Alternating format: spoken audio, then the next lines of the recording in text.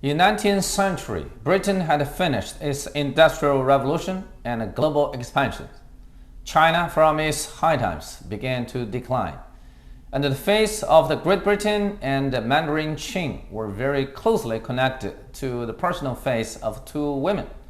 One was British Queen Victoria, the other was China's Empress Dowager Cixi. Queen Victoria was born on May 24th, 1819, and her father was Prince Edward, and her mother was Princess of Victoria from Hanover, Germany. On June 20th, 1837, when Victoria was 18 years old, and she succeeded to the British throne. On February 10th, 1840, she married with Prince Albert from Germany. They totally had 9 children, and most of them later had intermarriages with European royal families. For example, Nicholas II, Russia's last Tsar, was a grandson-in-law of Queen Victoria. And William II, the German emperor who stirred up the First World War, was the Queen's grandson.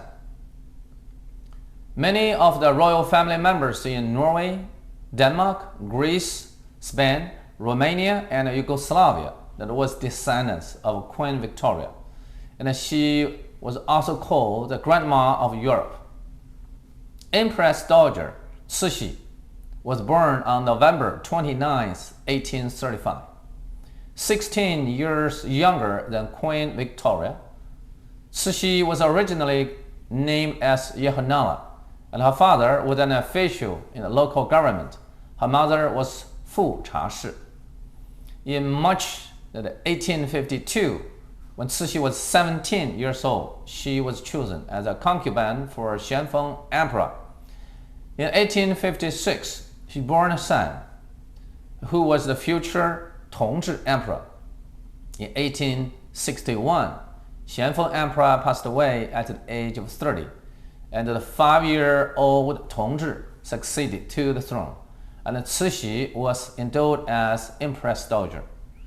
In 1875, Tongzhi Emperor died of sickness at the age of 19, and Cixi chose her sister's son and also the nephew of Xianfeng Emperor, the 4-year-old Zai Tian, the future Guangxu Emperor, and Cixi continued to hold the power as regent. Queen Victoria passed away on January 22, 1901, totally for 64 years on the throne. During her time, Britain was also in turbulence home and abroad, and revolutions in Europe erupted here and there. And Queen Victoria luckily escaped from several attempts of assassination. Britain has been a monarch democracy, and the cabinet, the prime ministers, carry out the executive power. The prime ministers at her time divided into the Whigs and Tories. Some were conservative, some were liberals, and some were her favorites, and some to her dislike. Anyhow, even their differences in political opinions and personal characters, yet they all maintained the national interests of Great Britain, and her time was such called Victoria era, representing British peace and prosperity. And many places in the world was called as Victoria after her name. Empress Dowager Cixi passed away on November 15, 1908, at the age of 74, and had controlled the government for 47 years. During her time in China, upheavals emerged now and then. In 1861, just after the Second Opium War, when Cixi took over power from the 8 regents via conspiracy and prompted some changes. In 1888, the mighty North Sea Fleet was established. In 1898, the 100-day reform failed, and the Emperor Guangxu was present. At her late days, Cixi agreed to adopt a monarch system, yet she used to enjoy the absolute power and delayed all possible reforms. In 1911, less than 3 years after Cixi death, with Wuchang Revolt in Shanghai Revolution, the Qing Empire was replaced by Republic of China. Queen Victoria experienced 20 cabinets with 10 different prime ministers. William Gladstone, from Labour Party, worked in government for over 6 years and was elected as prime minister for 4 times and over 12 years. The Conservative Earl of Derby and Marquis of Salisbury had been 3 times as prime ministers. John Russell, from Whig's party, twice presided the cabinet and organized the London World Expo in 1851. Viscount Palmerston from Whigs was to the Queen's dislike, yet he worked as prime minister twice and engaged the Second Opium War to China. The Queen's favorite, the conservative Benjamin Disraeli, was a Jew and presided over the cabinet twice and passed a resolution in May 1876 for Queen Victoria's new title as the Emperor of India. During Victoria's reign, Britain engaged twice opium wars with China, twice wars in Afghanistan, and twice Boer wars in Africa, and also involved the Crimean War with Russia. Britain gradually controlled India, Myanmar, Malaysia, and Singapore in Asia, Egypt, Sudan, and South Africa, Cyprus in Mediterranean, the Falkland Islands in South America, New Zealand in the Pacific. Before the First World War, the British territory expanded to 33.5 million square kilometers, with a population of 390 million, which was 137 times larger than the British home island, more than 8 times than the British people. In 1861, Empress Dowager Cixi carried out a military coup and took the power, and Yi Xin as the regent. Meanwhile, the Qing government established the Ministry of Foreign Affairs and engaged the self-strengthening movement that learning from the West. Several key officials emerged, such as Zheng Guofan, Zuo Zongtang, Li Hongzhang, Zhang Zhidong, and Yuan Shikai. Zheng Guofan subdued the Taiping Rebellion with his Hunan militants and then retreated for personal safety. Zuo Zongtang took back the territory of Xinjiang. Li Hongzhang finally became the prime minister and failed in reviving China, and turned to be the scapegoat of the Qing dynasty's decline. Zhang Zhidong was promoted as a governor in central China and prompted some manufacturing industry. Yuan Shikai focused on training new army and came to be the terminator of Qing Empire, president of Republic of China, and also Hongxian Emperor for 83 days. During Cixi's time, China failed in the Second Opium War, and Imperial Garden, Yuan was ablaze. China was forced to open more trade ports. Russia took over 1.5 million square kilometers land from China in northeast and northwest. In 1878, the Qing government regained the territory of Xinjiang. In Sino-France War in 1884, China lost its leverage in Vietnam.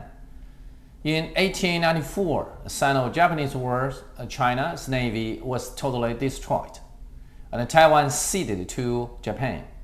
In 1900, the Eight-Power Alliance besieged Beijing, and Cixi fled to Xi'an, and China paid reparations of 450 million taels of silver. In 1851, the London held the World Expo and had 6 million visitors, demonstrating British industrial achievement. In 1858, a large-scale sewerage project began in London. In 1859, British biologist Charles Darwin published its The Origin of the Species. In 1880, London began to have road lights on the street.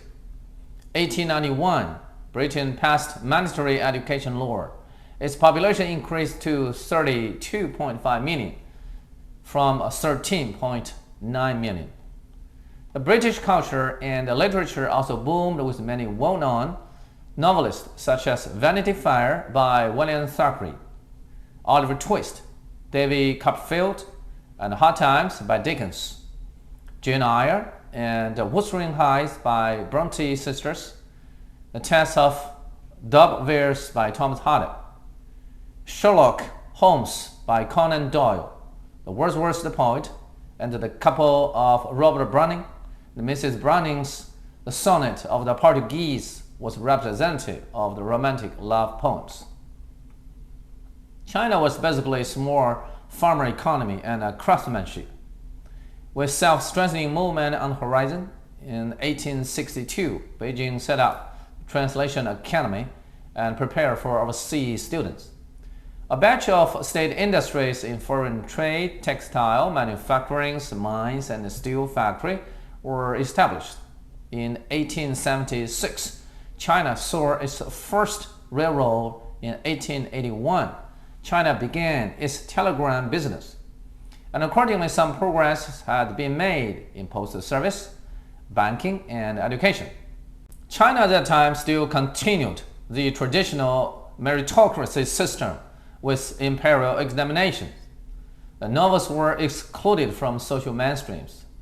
Yet full novels that criticizing the evils of the days became popular, including The Observations on Status Officialdom by Li Boyuan, The Strange World Witnessed Over 20 Years by Wu Woyao, The Travels of Lao Can by Liu E, and The Flowers in the Sea of Evil by Zheng Pu. In October 1901, after 1 year that Cixi had stayed in Xi'an as a refugee, she was ready to return to Beijing. With 3,000 cars of trailers, she rigged in, wandering along over 10 kilometers and trekked over 3 months on the way. China's transportation was mainly by horse cart.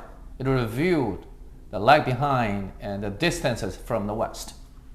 60 years before Cixi's tour, Britain had finished its Industrial Revolution, and the railroad developed to be a network.